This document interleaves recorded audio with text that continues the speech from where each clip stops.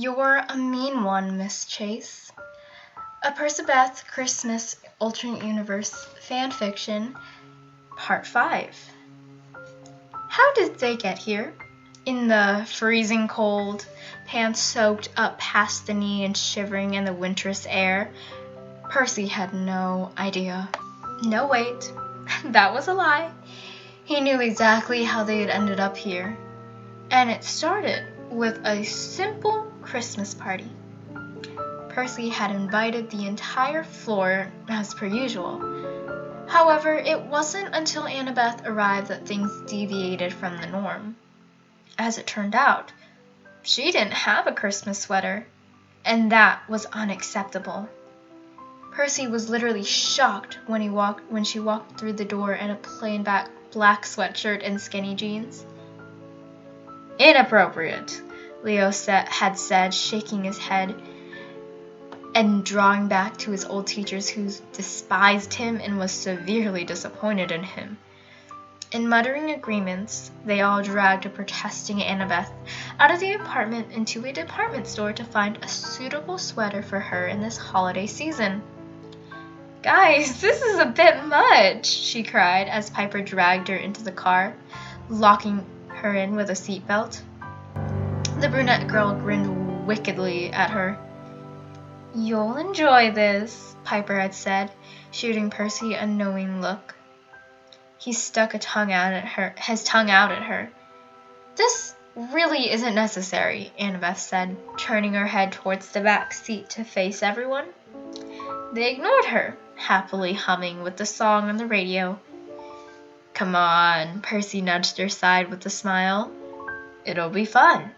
You'll be matching the rest of us." He motioned to his own sweater, which was obnoxiously tied with glitter and an itchy ribbon if someone was to brush across it. Annabeth huffed but stopped protesting. "It doesn't even look good," she grumbled underneath her breath. Percy laughed. Sure it doesn't. I'm a top model," he joked with her. It must have been a trick of the light, because Percy swore he saw her cheeks go pink. Maybe it was cold in the car. "Keep telling yourself that," she shot back. They could have been mistaken for rowdy teenagers, even though they were all in their mid-25s, because they were, screaming like teenagers. It was later into the night, so the store was mostly empty. Half the attendants were watching the six with an amused expression. The others shot them piercing looks. Or at least they did until Grover, who had worked retail in the past, shouted about the messiness of one of the displays and proceeded to make everyone fold it up neatly. Then all the workers grinned and whistled on their merry way, because the customers were doing their job for them. Percy dragged Annabeth to the sale rack of sweaters that they were bound to find an ugly sweater there. "No, that's terrible," she said with a monotone voice when Percy had a yellow and green sweater up to her. The black-haired man pouted like a baby. "That's the point," he whined. Annabeth shook her head. "No, I can't even bring myself to think of wearing that," she said firmly. Percy sadly put it back on the rack. "You and your pride, always having to look good," he muttered at her, because, let's face it, she always looked good to him. She laughed a bit. "True," she said, "very true." Eventually, he pulled out a less horrible-looking sweater that still wasn't considerably pretty. "I'm fine with that," Annabeth said thoughtfully. Percy grinned.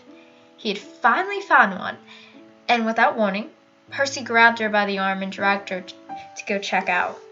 "Oh my gosh, chill," she said, though there was a trace of laughter in her voice.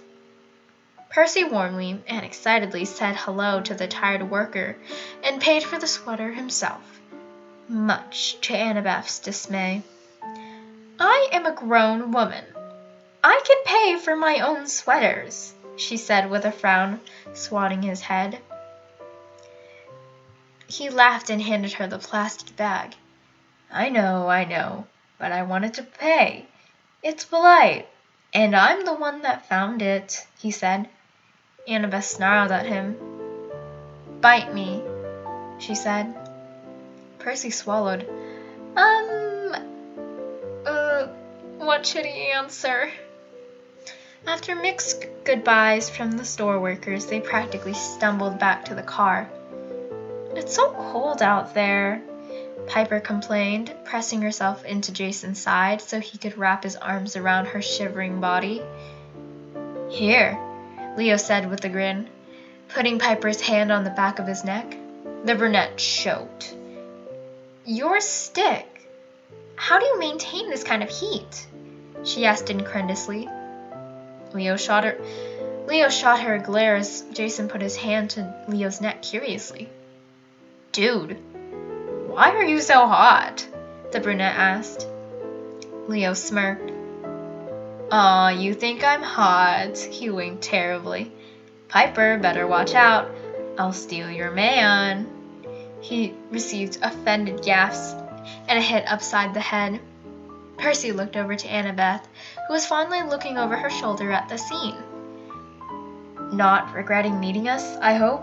Percy asked her. She looked at him with an intense gaze. Not in the slightest, she responded honestly.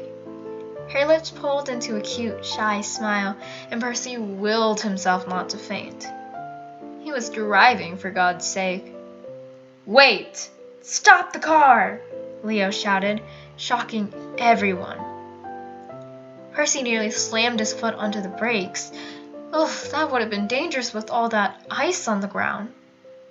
Leo! Everyone shouted in a panic. There was nothing going on!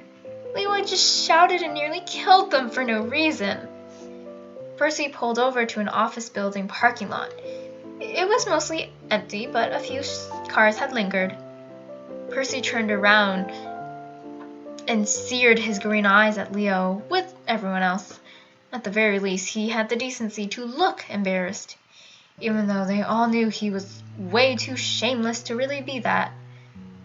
There's a giant snow pile at the park, Leo explained, bringing down the window to point at the park. Everyone shuddered when the icy wind blew through. You could have just spoken, Annabeth said, a shudder going through her body. Percy reached over and tried to inconspicuously rub her arm for warmth. Piper still noticed, though, and smirked widely. We should play in the snow. And a snowball fight, Leo said with a shrug. Everyone protested. It was cold. Why did he think that playing in frozen water late in the nighttime, stuck in the wind and without any snow gear was a good and fun idea? That was going to be terrible. That was not a good idea. Percy scanned around. They all passed the same look of skepticism. I've never had a snowball fight, Annabeth said, slightly nervously. She hadn't? Well, he really shouldn't be that surprised. But that did solve the question. Then, maybe we can spare a cold 10 minutes, Percy decided. A series of events followed. Piper burst out laughing, as you do. Grover shot him a smirk, as you do. Jason rolled his eyes, as you do. And Leo oohed like a teenage boy, as you do. Annabeth was confused, and Percy wanted to kick his friends out of the car and leave them to rot outside in the cold air. Sure, you have us all convinced, Grover said with a cheeky smile that made Percy want to smack him. And that, ladies and gentlemen, was how they found themselves at a snow-covered park, soaking wet in their pants, at 11:29 p.m. on December 24th. I'm so cold, Annabeth complained again, wrapping her arms around her body. However, she still smiled and kicked her frozen feet into the snow. Percy nudged her side, feeling the rigid movement from the frigid cold. You wanted to do this, and make it last longer than it needed to. Indeed, she was just so excited no one dared to call back to get into the warm car. Not that anyone else really wanted to. Sure, the car had warmth, but out here, it was fun. Whatever, Annabeth said adorably. Even in the cold, Percy felt his cheeks heat up. Smack! A snowball came flying through the air and hit Percy in the side of the head. Reaching up with a shout, Percy swiped away at the crystal snow at his head. Seriously? He shouted back at Piper, who was dying of laughter, and, well, she was the one to throw the snowball. Chill, lover boy. She still likes you, Grover said in his ear as he ran by. He turned around and, looking scandalized, and prayed that Annabeth didn't hear. Okay, it's so cold. Can we please go back now? Jason begged. Begrudgingly, they all agreed it was the best move, as none of them could feel their toes. Rushing into the car, Percy cranked up the heat as high as it can go, and there was a collective sigh of happiness and warmth.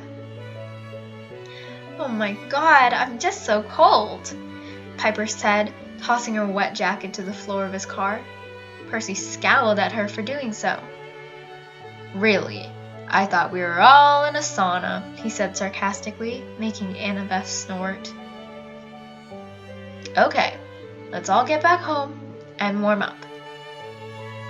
I love you, blanket, Leo said very, very affectionately to the fluffy green blanket. There was so much love and adoration in his eyes, it was so funny. That's you looking at Miss Blonde over there, Grover whispered to him. He got in a hit in the face with a pillow from that.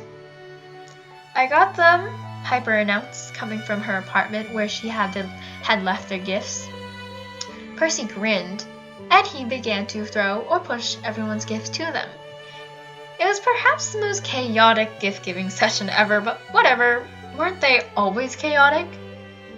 Piper had shouted, Go long before chucking a purple-colored present at Annabeth. The latter fell back to the ground and tried to catch it.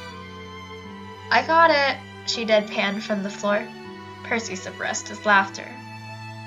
All at once everyone opened their presents, and there began the most chaotic talk of the night. Oh my God! Dude, I love it. Oh yeah, you got all of my hints. You should have. The fireplace roared with heat as the flame licked the air around it. It was technically Christmas morning. 1:16 a.m. was morning, right? Piper had dragged Jason and Leo into caroling with her in the hallways as Grover died of laughter and recorded them. There were shrieks of Piper saying that the harmonies weren't clean enough. We don't know how to adult, Percy said. Annabeth laughed. Clearly, she said. She looked at him but quickly looked away. Percy tugged at her sleeve. So, do you like your sweater? He asked sheepishly. She nodded with a smile. Yeah, I do. Surprisingly, she said. That's good, Percy replied. You know what? Annabeth started, picking at her nails almost nervously.